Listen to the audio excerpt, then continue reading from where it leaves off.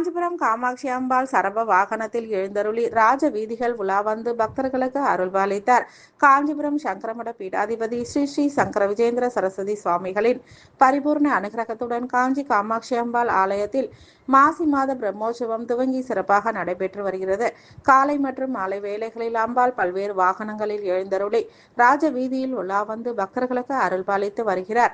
அந்த வகையில் 10ஆம் நாள் காலை அம்பாள் சிகப்பு பட்டுடுத்தி மல்லி விருட்சி செண்பகப்பூ மாங்கல்ய சரடு மாலை அணிந்து தாழம்பூ ஜடை அலங்காரத்தில் வண்ண வாசனை மலர் மாலை அணிவித்து சரப வாகனத்தில் எழுந்தருளி பல்வேறு வீதிகளின் வழியாக வலம் வந்து பக்தர்களுக்கு அருள்பாலித்தார். இதில் சங்கர மடம் முன்பு சிறப்பு தீபாராதனைகள் நடைபெற்றது. இதில் சங்கராச்சாரியார் சுவாமிகள் கலந்து கொண்டு அம்பாளை தரிசனம் செய்தார்.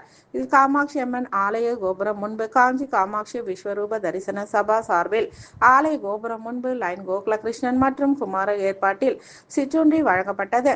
இதனைத் தொடர்ந்து சங்கரமடம் முன்பு காமாட்சி சங்கரமடம் வரவேற்பு குழு சார்பில் ஜீவானந்தம் தலைமையில் சங்கரமடம் நிர்வாகி சேதுராமன் சிறப்பு பூஜை செய்து ஓய்வு பெற்ற வருவாய்த்துறை அதிகாரி செல்வம் ஆகியோர் அன்னதானத்தை துவக்கி வைத்தனர். இதில் ஓம் முருகா ட்ரேடர்ஸ், ஆர் குமார், சுந்தர கணேசன், எம் கே குமார் ஆகியோர் உபயத்துடன் அன்னதானம் வழங்கப்பட்டது. இதில் மோகன சுந்தரம், தியாகு, ஹரிஹரன், அறிவுடை நம்பி, சரவணன், கோட்டீஸ்வரன் உள்ளிட்ட பலர் கலந்து கொண்டனர். இதேபோல் கங்கை கொண்டான் மண்டபத்தில் RSM கிருஷ்ணன் மற்றும் தட்சிணாமூர்த்தி ஆகியோர் தலைமையில் அன்னதானம் வழங்கப்பட்டது.